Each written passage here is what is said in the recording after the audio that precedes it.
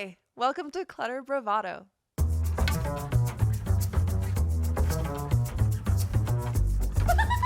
Yes, and it's the energy. It's not just about the stuff. So we should probably just get into it, right? Let's go. Good morning, Laurent. Good morning, Elise. It's just barely still morning. No, it's barely still morning, but it feels like it's nighttime. It does. It's a downpour here. It is a downpour. It's a crazy amount of rain. I'm glad that I'm inside today. I'll say that. That's for sure. Yeah, how are you doing? Good. I got that, crud that I That think you everyone gave me. had that. Yeah. I probably did. Yes. I mean, anyone who's listening to this right now is probably like, where have you guys been? The answer is I had the flu. I had a flu that lasted for almost 2 weeks. It was horrible. I would not wish it on my worst enemy. I was completely down, and I haven't felt that sick in a really long time. Yeah, and it's going around. I mean, most I haven't had it that bad, but I'm definitely You're a little sniffly. a little sniffly. Yeah. A little out of it. Sorry if I gave that to you. No, I'm sure it's not. I would have gotten it anyway, but it seems to be going around quite a bit. Or you may have gotten it from the gym, which is also, I think, one of the places that everyone's had it. And so I feel like anytime that I've been like in public, like my entire acting class, one by one, everyone was gone with the flu. It was crazy. But luckily I am on the mend because my show is this weekend. I know. My one-woman show, Pickled, goes up on Friday. I'm so excited. And great news, I sold out on Saturday.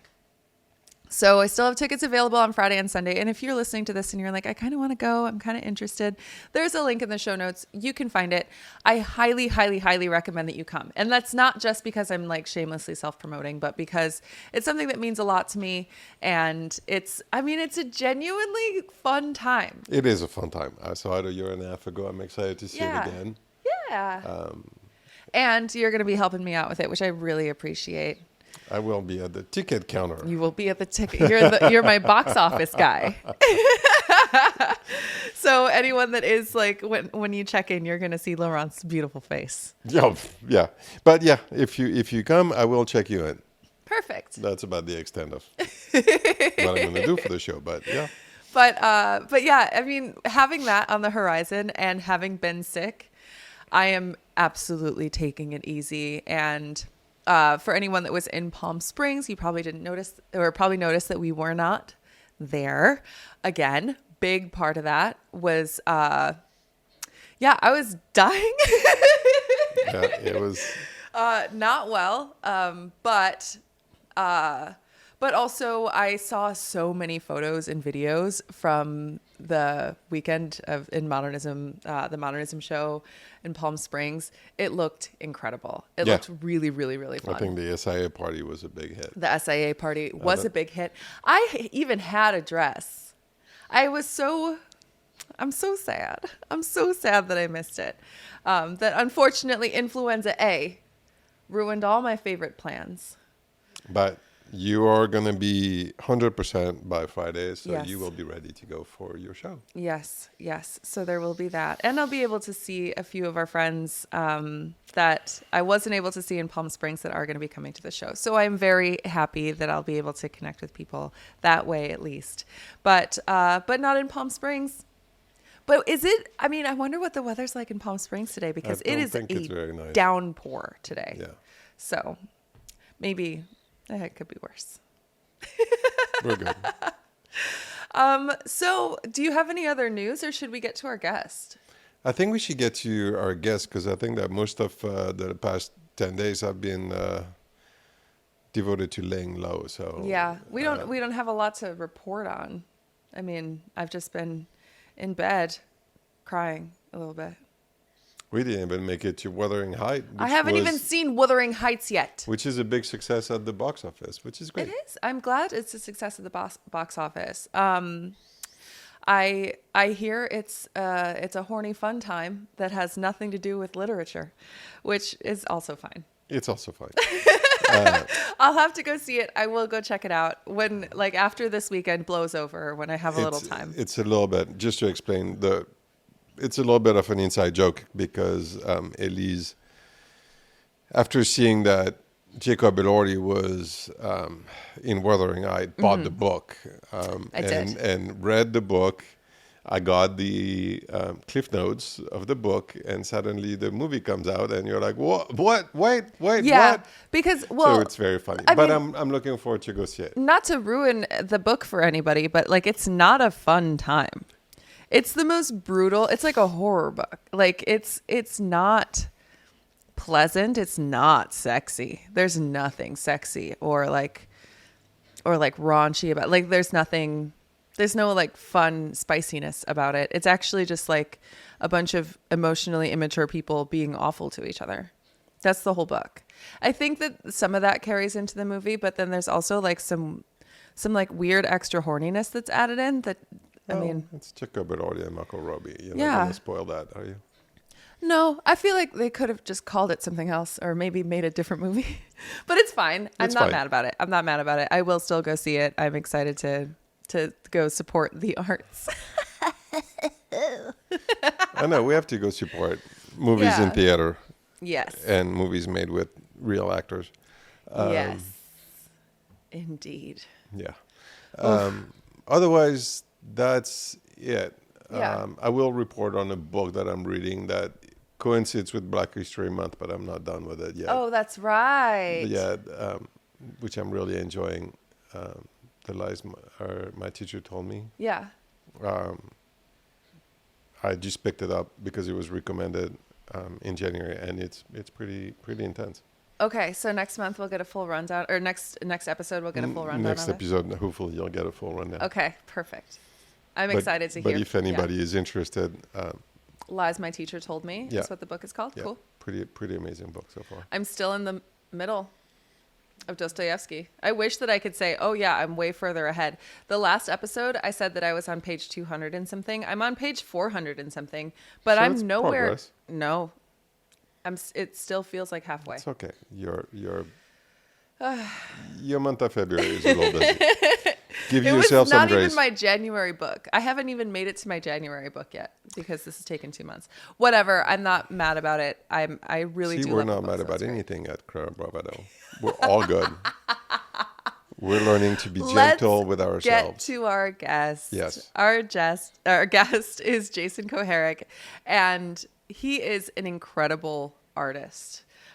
He is a furniture designer, lighting designer, but calling him those things doesn't even feel accurate. Because he works in so many mediums and he's just always creating. And I loved talking to him about his process, like sort of how his brain works. That's really what we got to the meat of in this interview. And he's one of those people that's like really private. He doesn't put a lot of himself, like he has a lot of his work online and some photos and stuff, but he doesn't put a lot of himself on camera. And so it was such a treat to be able to have him really sort of like bear that side of him and so we were able to get to know him, and he's fascinating and he's so cool. Yeah. And one thing, we not grappled, but, we're like going to a designer and furniture designer. I'm realizing that we're just interviewing artists. Yes. And now that we're also interviewing a few people that are outside of the design industry that are, that qualify more as artists, I realized that the dialogue is the conversation is a little bit the same. Yeah. And Jason fully qualifies as an artist. Yes. And yeah, in what he does, the way he thinks, it's kind of cool. And also, I loved how we talked about this in the interview, but he also works with other people's art. So he will sort of like add his flair and his touch to things. And that's something that we haven't really had a lot of. No. Yeah. So it was really special to have him. But it was a great conversation. Also, it was a great lunch with him. I loved getting to know him. He's spectacular. So should we get to it? Let's go.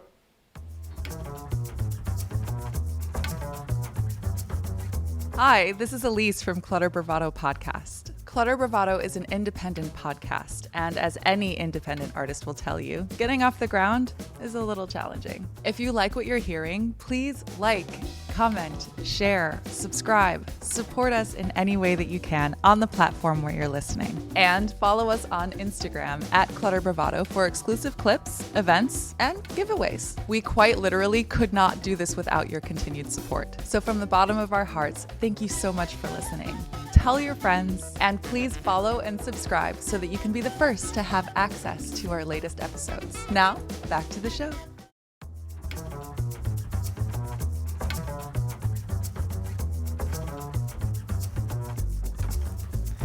Welcome to Clutter Bravado. We are here with Jason Koharik. Hi. Hello. I've been wanting to have you on the podcast for a while. I'm a very, very big fan of your work. You are incredible lighting and furniture designer, artist all around.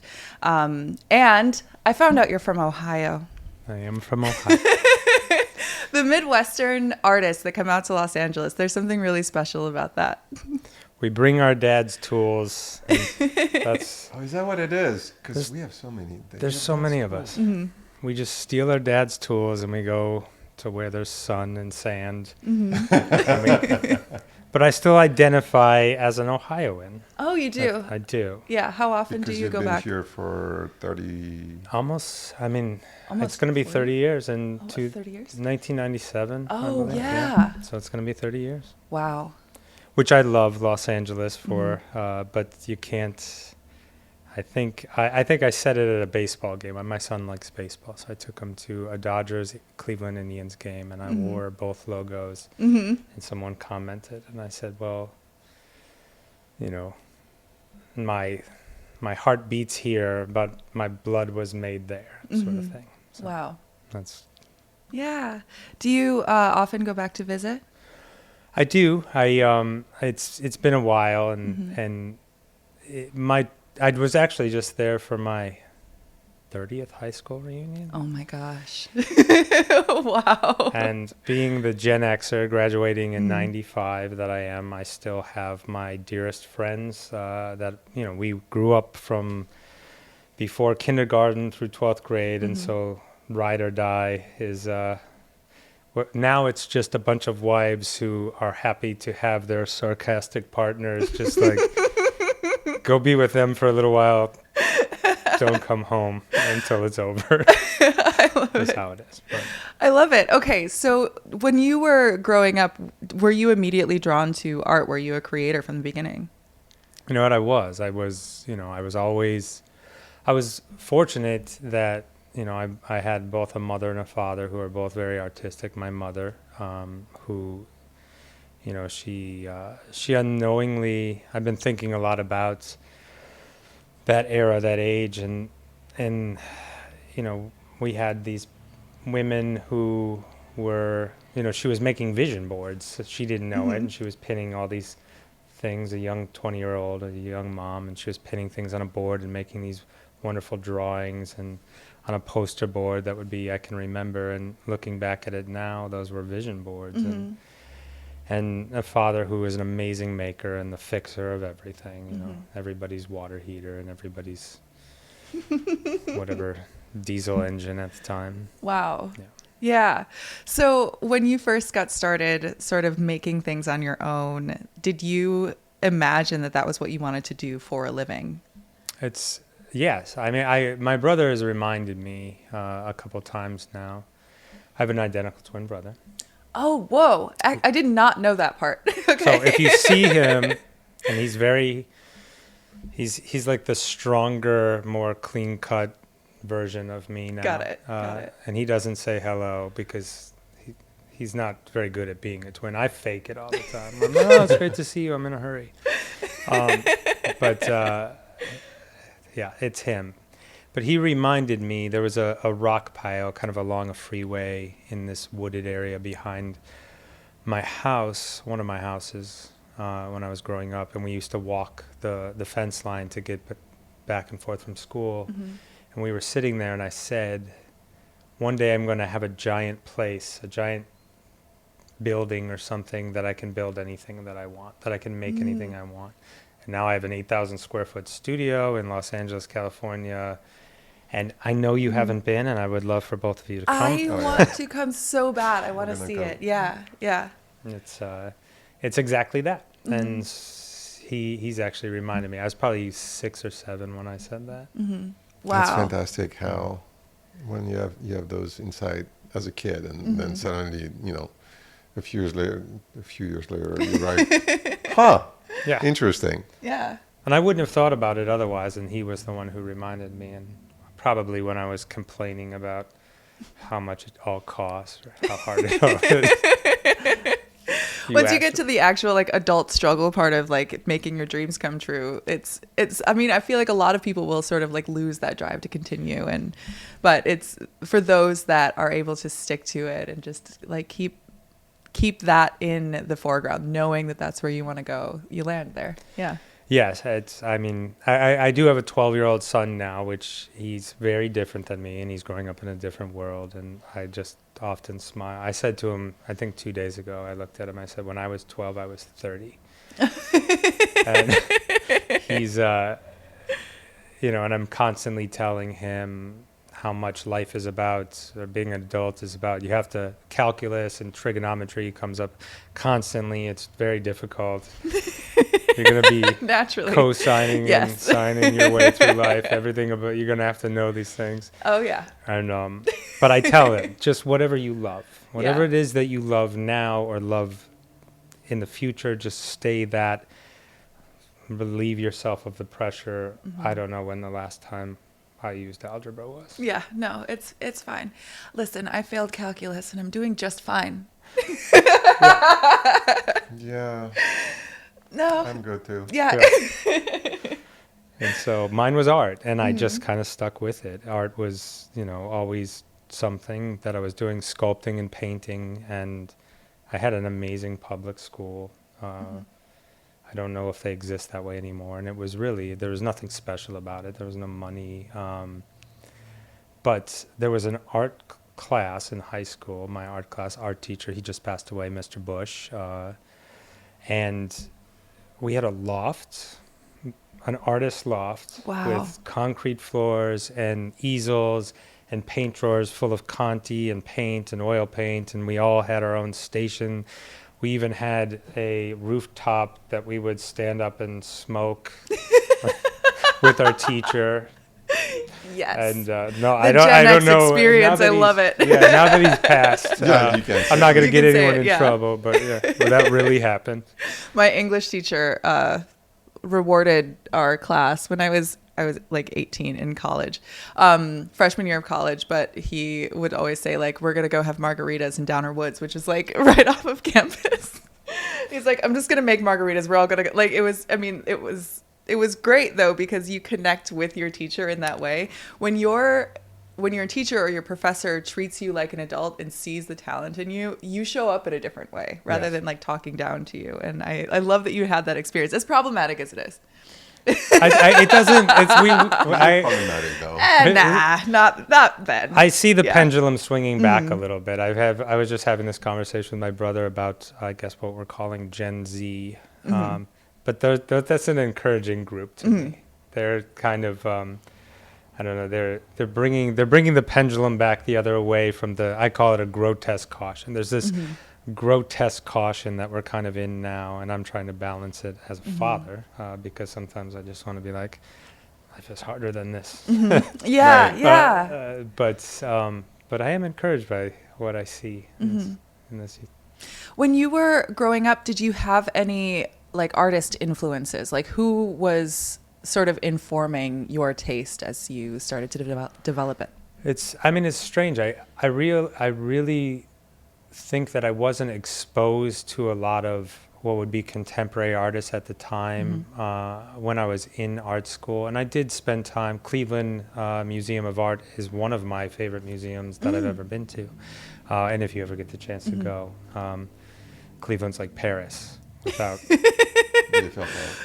all the other stuff. Cleveland's the streets like are wide. I'm gonna like pull that out and just quote it. All right, great. No, I don't remember being exposed to But then I realized my teacher, who I was speaking about, Mr. Bush, he was actually very good friends with Roy Lichtenstein, and he had all these wonderful stories that were mostly kind of grumpy or old man complaining about maybe ending up as a high school teacher when he should be in New York with his best friend. But I think, there was always a conceptual nature to what I was doing, and even now, I think, I paint and I sculpt and I make lighting and furniture, and I definitely, I think, maybe found a zone with the lighting where people know me that way. But writing is the thing that I love to do the most, and so everything that I do actually comes with this storyline, and I don't expect on Instagram. I mean, I don't know. People don't read an email that tells you what time to be there or what so I don't really expect that anyone's reading it. But when they do, I think they get the bigger picture that this is a novel I'm trying to write, and that's where all my art has come from. Medusa has always been my answer when asked who my favorite artist is. Oh, I like that answer a lot, actually. Yeah. Why? Can you?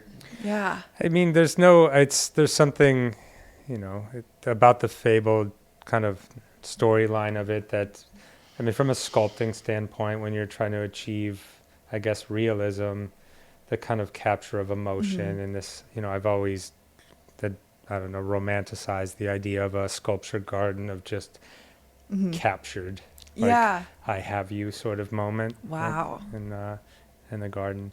But there's artists that certainly, I think have influenced my work a lot, or that I look at. I mean, I do love Cy Twombly and contemporary artists that, kind of balance in both places. My French. Oh my God! Here we now have to do this. Louise Bourgeois. Also an amazing conceptual artist that I think is, somebody I look at a lot, at least. Yeah. Caravaggio. Yeah. The dark. That's the lighting. Yeah, absolutely. Absolutely. Because a lot of your lighting has so much shadow that's really built into it. And I think that's something that really sets your work apart. It's that, and also the Art Nouveau and Art Deco influence as well. You play a lot with color and with geometric shapes in your lighting, and creating sort of depth in a space, or like against a wall, like creating a shadow as well as the light. I think that's something that's really that carries through. Thank you. Yeah, I mean, I'm very lucky to have the space that I have, and I've always said this about painting and art and all of this. I try to create these vignettes that tell a story, and I really am building out and it takes me quite a bit of time to build them. I do like to shoot lighting at night. I always have. I'm always kind of, you have to do the first dib style white backdrop, but lights are meant to illuminate the dark, and when you're going to most often see them is going to be when it's dark. And so I try to create that mood a lot with what I do, or capture the shadow or sunset. I have a wonderful kind of bat wing sort of windows coming across, and I have, especially during the summer, light that's just unsayable. Wow. Yeah. I need to go to this space. You do. I really do. And I wanted to come because you had a big sort of, I don't want to call it a sale. It was like you had a big event at your studio where you were sort of clearing out a lot of your collection. I did. It was called Going Out for Cigarettes. Going Out for Cigarettes. Yeah. It confused a lot of people. It's so, I loved it. I loved it. And actually that painting, I want it. It's so cool. Thank you. It's all of my sales have always had a theme. During COVID, it was the sky was falling. I was really charmed by the story of, I think it's Henny Penny and the chicken. Chicken Little, yeah. Yeah, Chicken Little. There's a narrative that was running through the world at the time that I felt very appropriate. I did. There's a quote from, what was it? It was a candle related one. I'm trying. Take the fire. I'll take the fire with me. Now I'm trying to remember who was asked, but there was an artist who was asked, if your studio was on fire, your home was on fire, what would you take? And he said, I would take the fire. Oh, wow. And I always thought about that. Like, are you talking about the passion? You know, I get it if you are. Or are you physically trying to remove the fire from your work? So I had that. But going out for cigarettes was, you know, people thought I was leaving the business altogether, which, I don't know. And when people started getting confused, like, maybe I am. No. And so I let the storyline ride. But I was getting rid of my my vintage collection. Okay. There's always been such a confusion because I played in both worlds, and I think that it was such a hard thing. I mean, it's in writing, but again, I don't expect people to read. But there was such a hard kind of definition between those two worlds, especially in my space. It was this. It's this. You know, people would describe it as like the Willy Wonka factory of I mean, everything, really. And so it was mixed in there, and it was confusing. And I understand from a client's point of view. So I was getting rid of my 20-some-year vintage collection, which is still very thick and heavy piled in my studio if you're looking for it. Wow. But Wow. it's funny. Yeah. It's funny because it's like you start selling them, and then you're like, and yet there's more. There's more. When you're a collector, there's just always more. Because you've also been through this same I've thing. been through Yeah. it. Yeah. Well, I'm in this space, which I know the camera is pointed in this direction, is beautiful, but I'm just surrounded by beauty, and there's, you know, now everything I'm looking at, I'm like, is that new? What is that? And then the sculpture and the painting, the art, I'm constantly, Yeah. you know, my peripheral vision is collecting as we speak. So. Perfect. I love it. But I So, stopped. With your vintage collection, though, something that's interesting about your vintage furniture is that you would often put your touch on it. So you would either completely redo it or like just sort of reworking it a little bit. So tell me about what that process looks like for you. It was, you know, in the beginning, and I have to say, you know, back then, and maybe this was, I can't even put the timeline in perspective, but it had to be the early 2000s. Whenever Craigslist became this thing, and, you know, that's a Luddite would be safe to say. I didn't have a cell phone. You know, a cell phone is new to me. Yeah. You know, I didn't participate in any of it. But Craigslist, I became this thing. I started, you know, I created this set of search words that were anomalies. Nobody knew what they had because First Dibs wasn't what it was, and Vintage Collection wasn't what it was. And so I was coming across the most incredible things in any state that I could find them. I mean, Eileen Gray transit chairs. I have these, you know, I've collected the stories with them. And so, you know, I think it was in Highland Park before Highland Park had a coffee shop. And I'm standing in, you know, the movie Training Day. And there's the teardrop tattoo. And this is a real story, and there's a gun and a pile of cash on the table and an Eileen Gray transit chair. Whoa. And the young gentleman said it was in his grandmother's, it's an IKEA chair that was in his grandmother's storage unit in Bakersfield. And I was like, yes, it is. Yes, it is. And then for whatever, I don't know, psychopathic reason, I reduced the price. I was like, I'll give you $180. Yeah. Whatever it was. Sounds terrible to say out loud now, but it's so long ago that I don't feel so bad about it. But I would find these vintage pieces and you know, artists and designers that I was collecting and that I was fond of. And then I was applying, you know, really a fashion kind of background. In Los Angeles, I became a wardrobe stylist in commercial and TV and video. In fact, one of them lived in this building who I'm being back in this building is bringing back wardrobe racks and hangers up the elevator. But I would kind of apply to a fashion. I wanted to think about furniture the way that you would tailor a suit and the way that you would put together an outfit. And so I had access to runway fabrics. And so you'll see a lot of Marc Jacobs fabrics covering. I would line them and cover, you know, Carlo Molino or Scarpa sofas and things like that. And so they became, and I would tell people, now it's a little easier. You know, you can't have more than one of these things in a room. Right. Unless you have all of them. and then it looks like this. Yeah. Right? Yeah. Wow. So your art, I mean, because it's, we have not a dissimilar background. I didn't do fashion, but, I did antiques and all that. And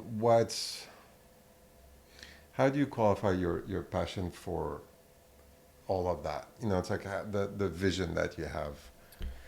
It's it is, and I think it's actually been maybe the kind of biggest Achilles heel I've had in the industry specifically. But I think people have a really hard time understanding or defining what it is I'm doing, because it's so much medium. It's so much, I do plaster bas relief sculpture, and I hang it above the sofa that I created, next to the lamp, next to the poem, next to the candle, and I think from the standpoint of a buyer, or, I work really closely with interior designers, and that's really, the market that I directly go to. And somewhere along the way, they started to see the bigger picture when they were working with me. And, I've been so lucky. We live in Los Angeles, so we're surrounded by all the fabulous ones. Martin Boulard, I love to death. He's really great to work with. And, someone like Tamara Honey, House of Honey, her and I have had a great relationship that was very creative. And so she's somebody, I think, that was able to kind of see the bigger picture while I was doing it. So when she's thinking about allowing me to create some light sculpture that I drew on a napkin in Cafe Stella the night before that looks like, I don't even know what it looks like, but somehow believed me. And then I had to make it. And then, the sofa and the conception around all that started to filter in. And so my definition of it really was, it is a passion, and it's all of it. I really, if I had to limit myself to one of those things, I think I would be miserable. Yeah. What's interesting, and what I love with you, is that you are allowing, like, there's no copy, there's no trend, there's no, you have a passion, you're an artist, and you let that ride. And there's no, oh well, the trend is to, whatever. Yeah. What's your favorite trend? What? Modern farmhouse. Modern farmhouse. That's a great trend. Or even when we did, like, a lot of us did like that Hollywood Reg. You didn't go for it. You were like, great, but this is who I am, and I love that about you, because it takes courage, because it might be a little frustrating sometimes to be like. But I really give you a lot of credit for that. Thank you. I really appreciate you seeing it. And and we live in this world now, and there's no getting away from, what Instagram or something like that has done, especially to our world, and trend forecasting. And then you have the trend forecasters, and then you wonder how they call themselves that. And then it's like, you have the brand makers and the voices, and they're there, and you're inundated with it all. And I've been, able to keep myself outside of it a lot, in that, I have, and I say this with no arrogance, I have thousands of collections of designs, endless piles of books and drawings, and sometimes I'm just opening the page and pulling back to them and allowing them to come out in the timeline that they're coming out in. And then I'll get an order for something that I made 5 years ago, and then I'll get another, and then I'm like, what's happening? And then I'll realize somebody who actually took the chance on it that many years ago, it's found its way into the zeitgeist now. And then, then I'm sitting at my work table, and I'm like, I don't even remember how I made that. And then I go look at the shelf, and I'm like, oh, it's this. And then I find the better way, because I've grown, and then, I apply that to something, and then it becomes a new collection. And so I am, I always say I design from the inside out. And I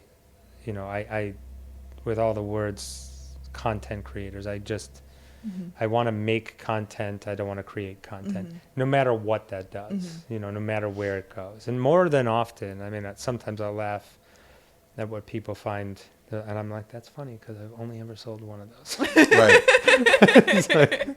It's an interesting, Yeah. it's an interesting way to do it. But I get to do, I guess I get to constantly make something new. And the goal is, I mean, I think the goal is that one, it's not out there already, and two, maybe it's a little harder to copy. Maybe there's more fear in doing that. Either copying it or trying to create it, and they're just like, I don't know how this guy did this. That's, I guess, my goal a little bit. Yeah. It's interesting in looking at your collection, and there are definitely sort of movements that you have. So you will have one that's like your Art Deco lighting that was a lot of stained glass. Yeah. And so there's that, and then there's the stone. It looks like stone. The alabaster. Yeah.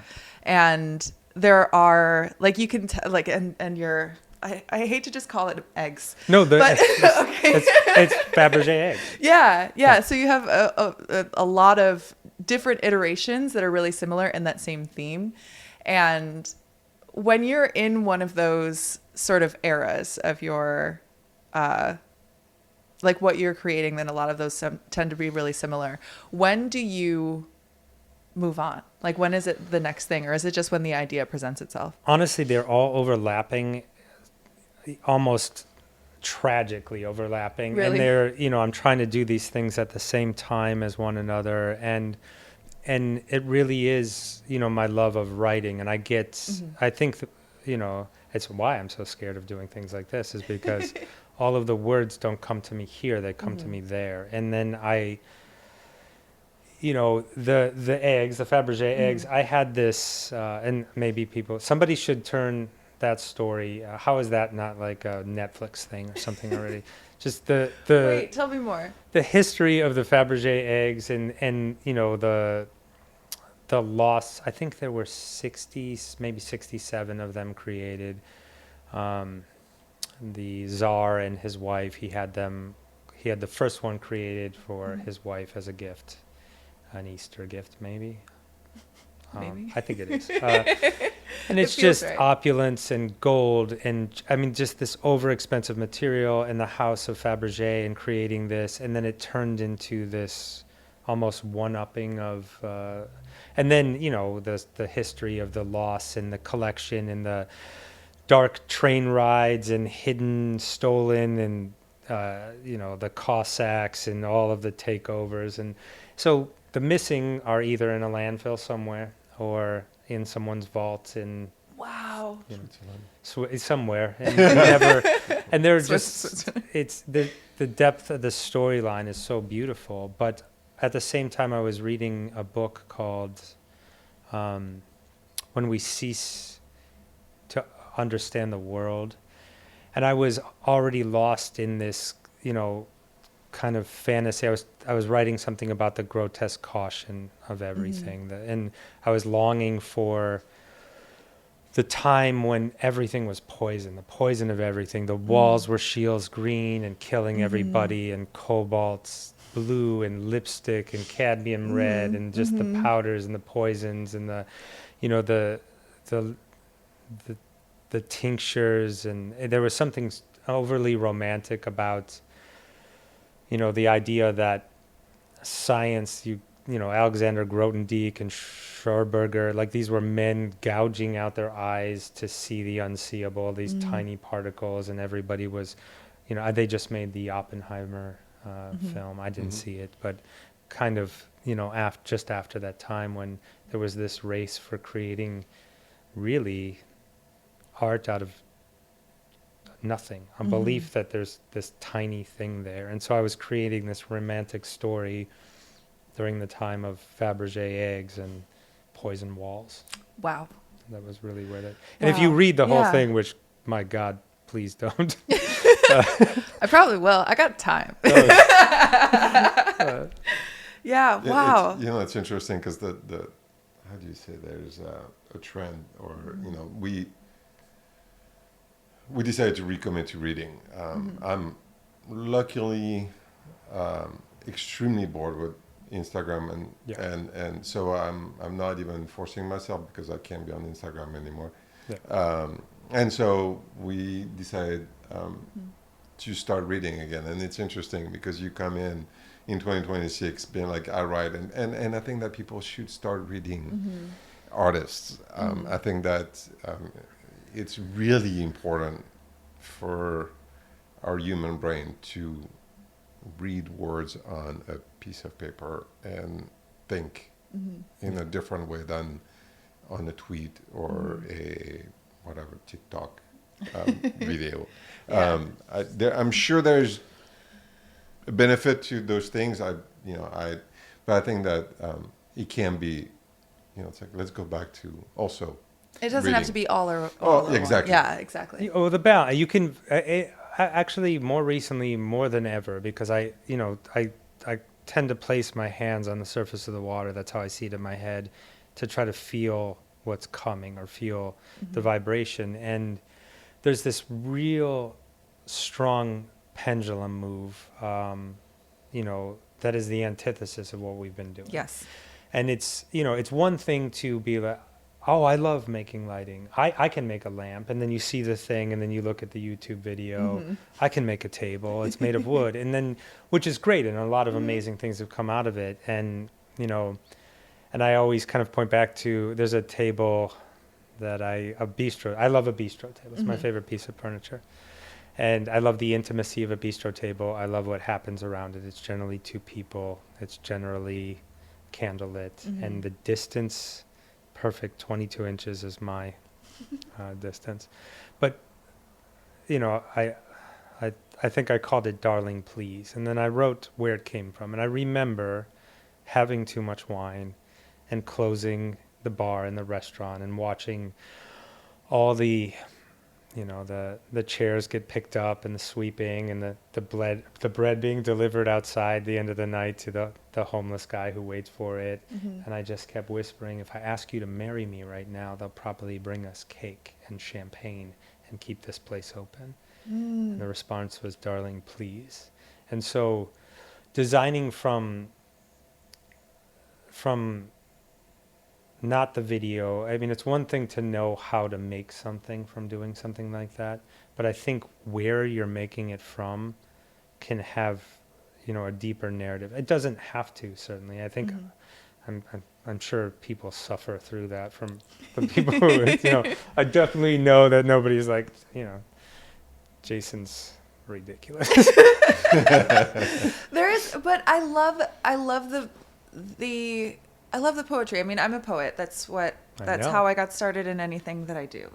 Came from poetry, and when you see the world in that way, it makes the entire experience of living more enjoyable. You're bringing elements of question and curiosity and pleasure into everything that you see, and I think that is a really refreshing way of looking at the world when. Right now we are, hopefully getting out of, and I feel that too.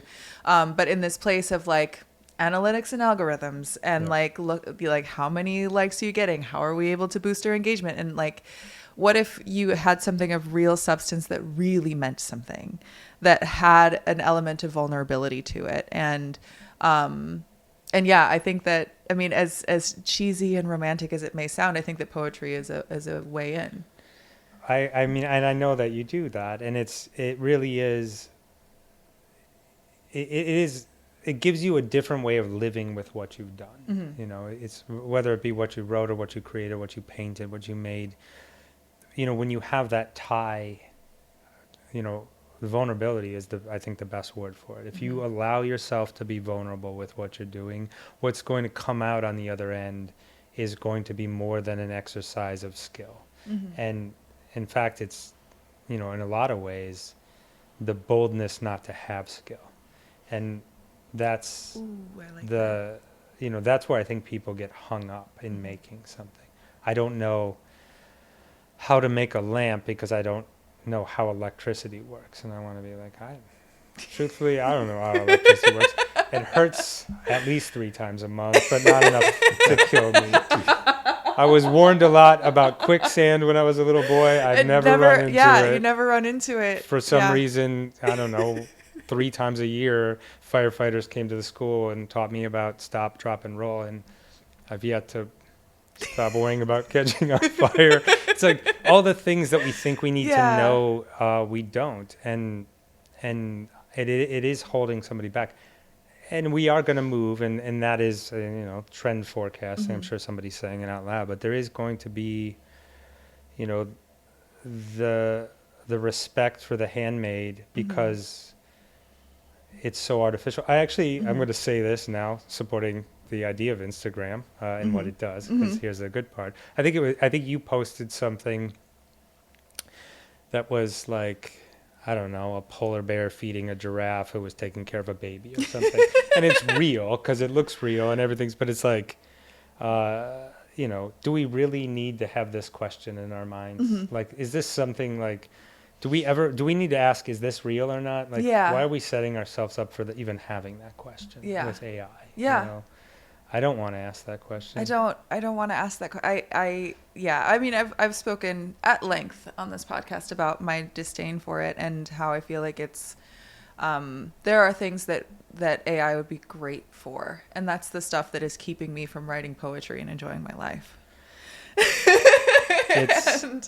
And I don't think that, I mean, social media, because of the influx of AI, I think a lot of people are feeling icky about it. It makes me feel icky. I don't like to have to ask myself all the time, like whether or not something is real. And I think that should have been something that they thought about ages ago. But I also can, like, I feel like I can feel it. Like if you're looking at an AI image or a video, I have a gut feeling every time. Like there's something that is missing from that. And sometimes it's intended to provoke an emotional response. And in that provocation, it feels like, why are you doing this to me? It doesn't feel like I'm connecting with whatever it is that I'm seeing, or I'm having empathy for this thing that this character or whoever it is. It's actually just that I don't like this. Something feels wrong about it. I think it's instinctual. I think we know to fear, we know that our body is going to set up the natural reaction to things, and it's so instinctual that, and I feel it too, and it doesn't feel good, and I need to connect to something. I'd rather, I'd rather bleed and feel the pain than numb it down and not know what it is. Yeah. I want to know the depth of what I'm looking at or what I'm feeling. I want to know where it came from. And I don't want to, I don't even want to ask that question in my head. Is this real or not? I don't want to hear somebody say, oh, that's AI. It's like, okay. Right. It's a complete another waste of time. I mean, I find it so irritating and a waste of energy and time. And the other thing is that, look, I'm a generation that's a big part responsible for. I mean, I think that we were into arts and knowledge. I started my career learning everything there was about a piece of walnut that came from, Lyon instead of, another region, because shit that's useless now. Yeah. I mean, utterly useless. But I was, reading books and really becoming an expert in something that's completely useless. But then... but it's charming. It is really charming. interesting. And it was, we believed in it. And then suddenly with the internet and, the expansion of our horizon, because, and that's what I was telling you before, even in LA, you brought a piece of antique and you were the only one to have that piece of antique in the city. And suddenly with First Dibs and all that stuff, you typed, Louis XV walnut commode, and there's 10 pages of the thing. So suddenly our horizon expanded, and we stopped with the art. We stopped with the reading. It's like it lost its power. That knowledge lost its power because, and for the wrong reason, because at the end of the day, the people who are experts or artists, they they're the ones who know. You know that with the 15 commode, yeah, there's a shit ton, but there are very few that are good. Yeah. And now I feel like we moved away and we didn't realize how important an artist, a book, a piece of furniture that you bought with the knowledge that it was such and such, a piece of art that you knew what the artist meant. We didn't understand that we were losing that, and we lost that over 20 years. We just it's like antique dealer who knows anything, they're gone. And so it's nice. I mean, it would be nice to get back to that. I feel like we are, though, the because thermostat going back to be like, oh, I bought that from this artist because he meant that. Yes. It's like having that contact. Exactly, because you can get whatever you want right now. Right. Whatever you want. You can go online and you can find exactly that thing and it will be delivered to you in 3 days. And that gets boring. That's boring. soulless. It's been boring and soulless. But when there is something that someone created by hand and had an experience with and had a reason for, had a concept behind, that's not something that you can get in 3 days. Yeah. That's not something that someone can make in 3 days. It takes time, it takes energy, and that's what gives it value. And I feel like we are starting to get back to a place where that value is really like weighed heavier than just getting something quick, I wholly agree. And and that's what I was saying about, I think, this younger generation. And there is always this pendulum shift. I think it's moving faster because obviously everything moves faster. But, like you were saying, it's useless to know the provenance and the date and who made it and what region and what era, except that you would be the person I would gravitate to in the room when we're all standing at the bar and getting our drinks at whatever event it is. And I'm like, oh, no, there's somebody. Yeah. And then you realize the charm and the knowledge and what that does for connection and creation with people. It is important. And we don't, school memorizing the dates and all the presidents and all this stuff. Right. And sometimes, some day it's just going to be, the cachet of knowing it, I guess, is what it is. But I think with art, you have, it showcases a different level of appreciation, which I think is necessary. And I think, thanks to the arts of film and TV, which I haven't seen these, but I'm watching it happen where, what is the 80s TV show? Which one? It's it's about the 80s. It's, I don't know, like a nightmare. It's a Netflix thing. I'm trying to think of it. Stranger Things? Stranger Things. There we go. So you have this kind of showcasing whoever the art director and the stylist and whoever's putting together. I mean, you can see what it does to music. You're having, running up that hill. Yeah, Never that Ending huge. Story. Yeah, exactly. And then you're having these AI-generated images of what it was like to just be kids on a bike and the street lights and playing baseball in the streets. And you're having this visual longing from this younger generation of the world was like this. What's stopping it from being like this? Exactly.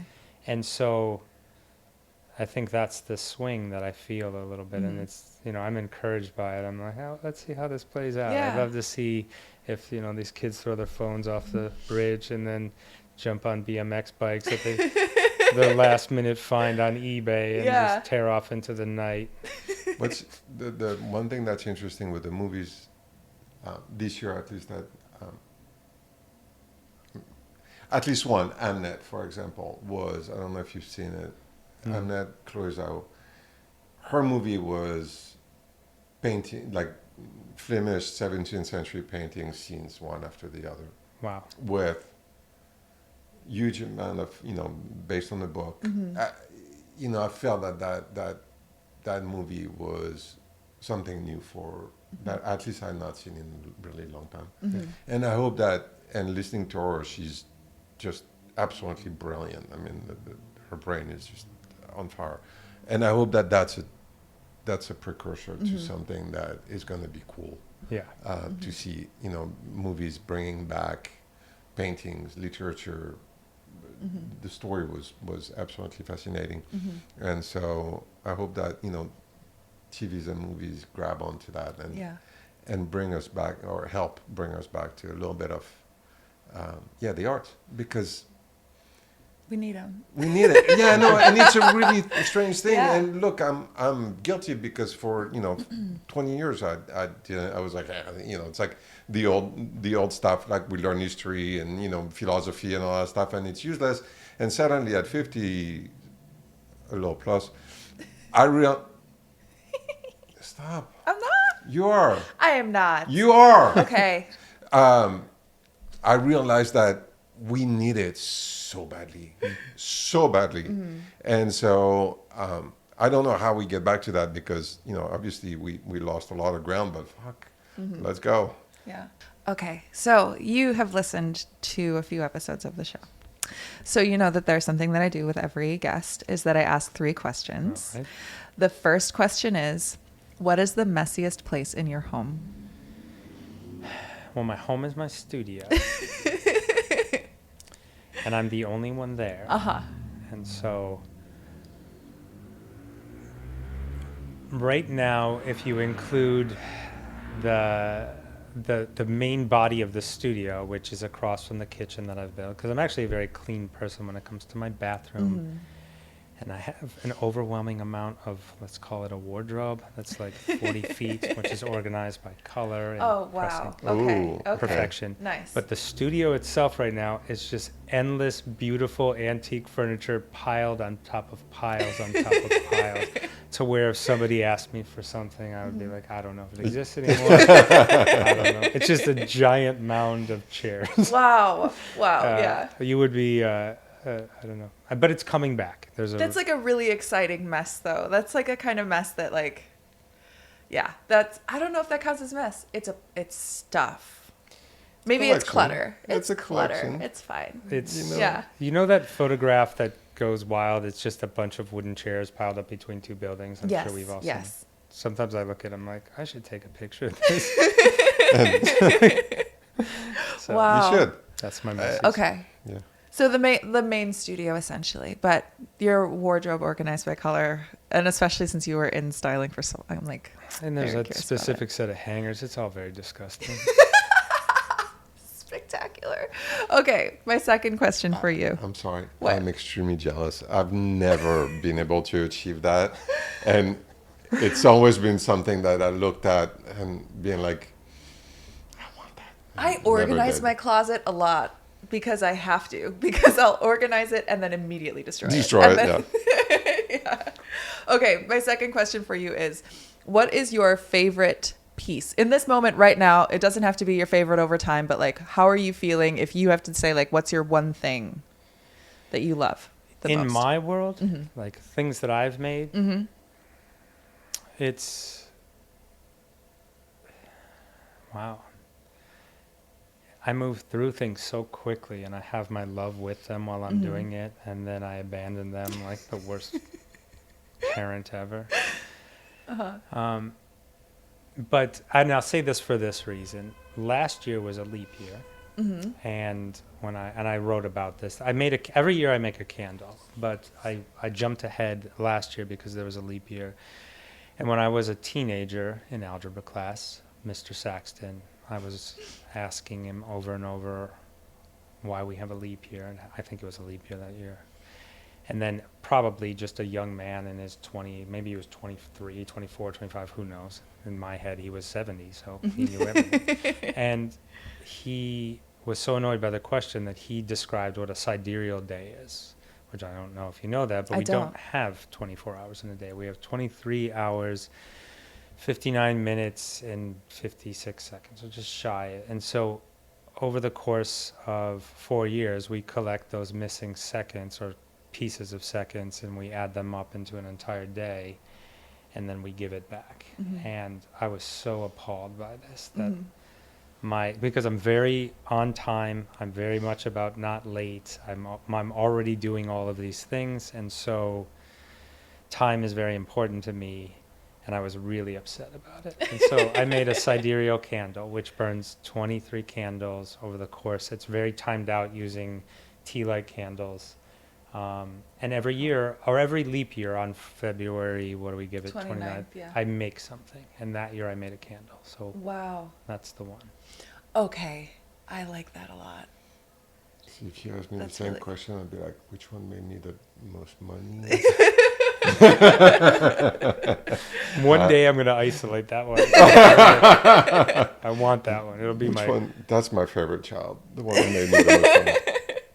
My last question for you is, what is your favorite space or area of your studio? Like, where do you find the most inspiration? Or is it outside of your studio somewhere else where you like to do your... The shower. I do think best in the shower. And wait till you see my shower in the studio. But it's not.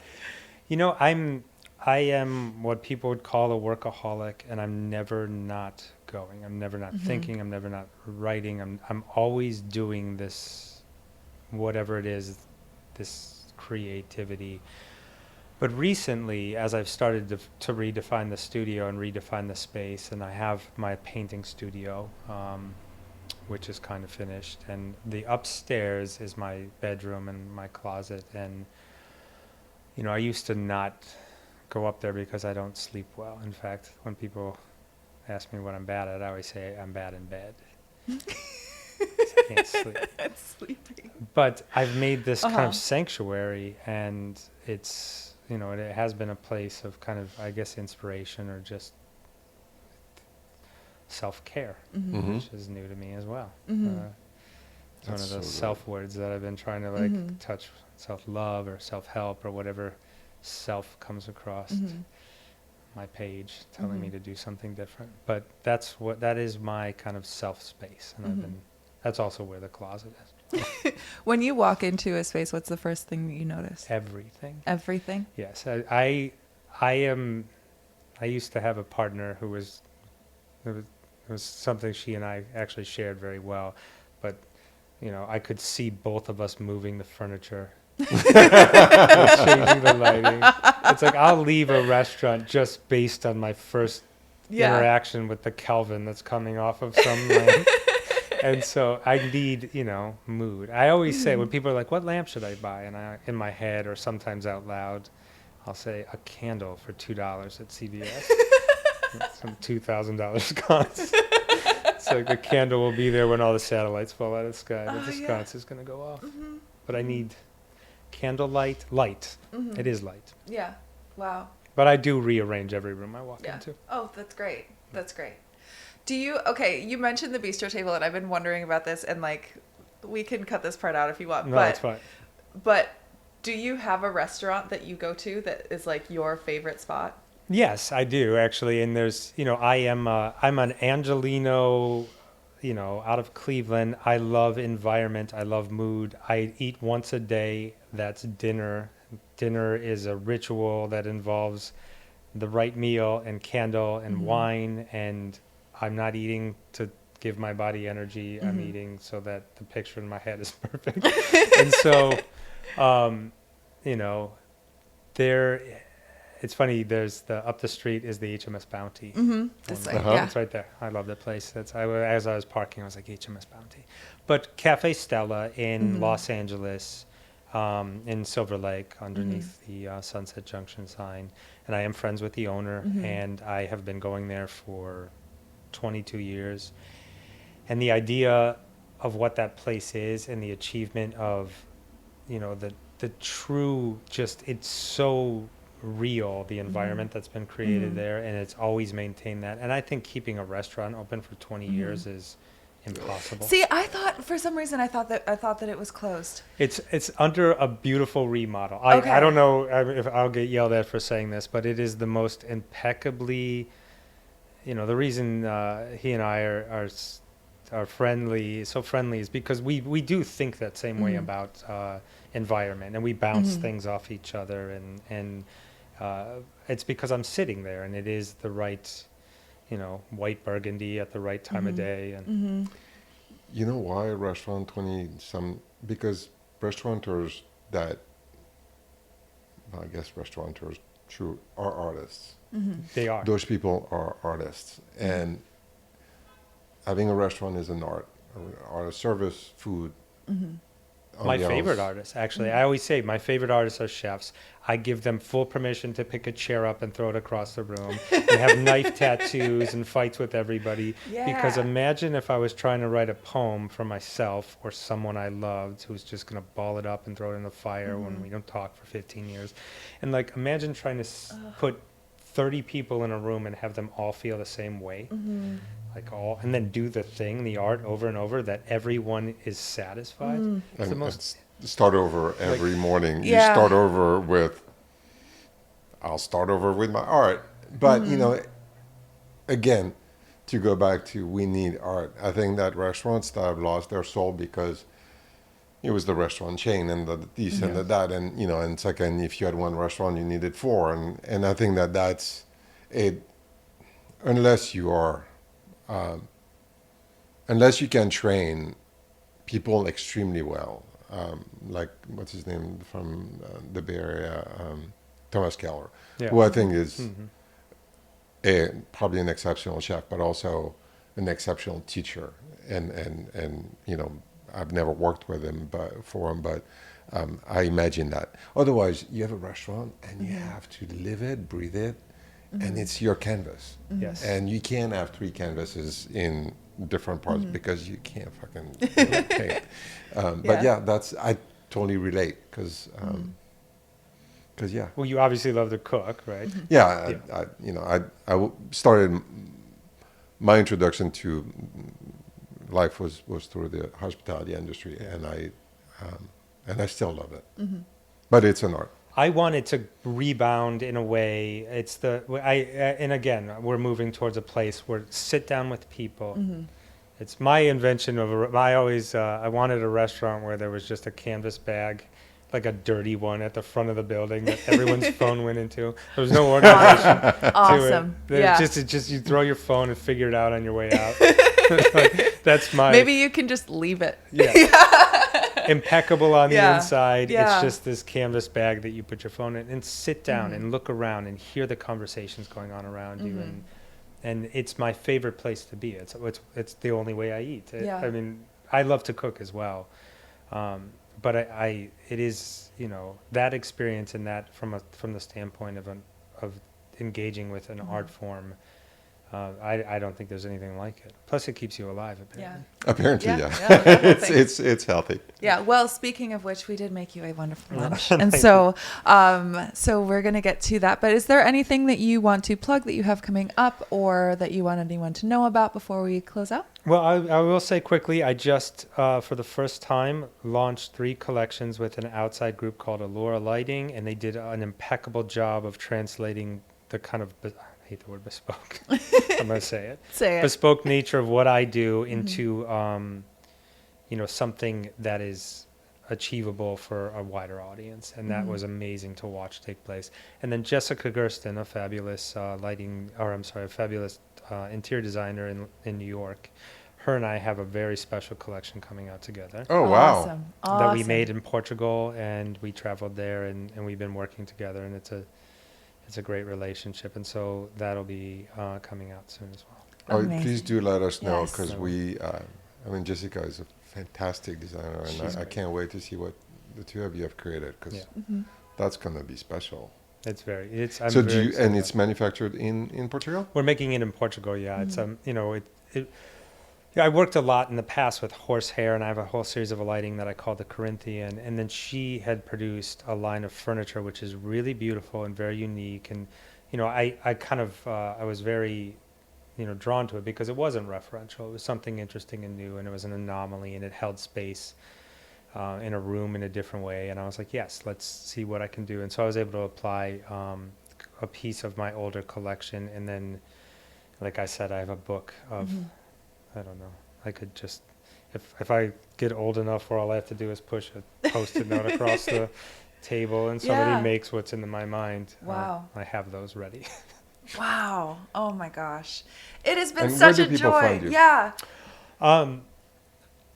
I made a website that maybe 3 people go to. I don't know. It's I've called been to it. It's lovely. jasonkoharik.com. And then Instagram, and again, there's no contempt for the world. And it's been amazing what it is. Jason, I guess I had to put a J. Jason J. Koharik. I have cataloged everything. It's a journal. It's not a page. It really is a journal. It lays out like one if you feel like reading tiny letters and dealing with unbearable clauses. If you do actually sit down and read it, it is lovely. And I did. So with a few. I have to go into comments half the time. So. Oh, it's great. Any thoughts about you should probably put all that in like a Substack or something like that. Let people read it with bigger letters. I honestly don't know what Substack is, but I also don't. I'll tell you all about it. We'll tell you all about it, but I think it's worth sharing. It's always worth sharing. I would love to. Thank you very much. I would love to actually put it in a format where I made a book, more a visual book at one point, but I would like to kind of put it in a readable book format, like actual paper that you can't swipe away. Yeah. We'll be the first one to read it. I want to read that. Yeah, I do. That'll go on the bookshelf for sure. I do. Thank you. Thank you both so much. You have been you're so interesting. I knew you were going to be fascinating. I told you right away. I was like, I think that you're going to be a fascinating guest. You're like, I don't know. This is amazing. Thank you so much. You guys make it so easy. It's like we should just hang out. We just go to just come hang out all the time. That's what it's for.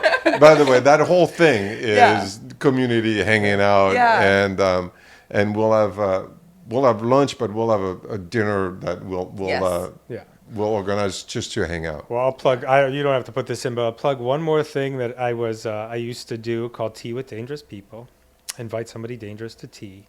And I used to bring in people, no phones allowed, and I would make dinner or food or wine or whatever it was. Sometimes we just drew, sometimes we talked. Mostly nobody really knew each other. I didn't really know who I was inviting. 3, 5, 6. Sometimes it was when bars closed. And so I don't know who was in the room. Invite somebody dangerous to tea. I would love to do another one with the 2 of you. I would love that so much. That'd be fun. I would love that so much. There's not maybe a vampire that shows up. I don't know. I mean, maybe. Well, we'll see. I'm not afraid of him. That's All right. fine. Thank you so much. Thank you very much.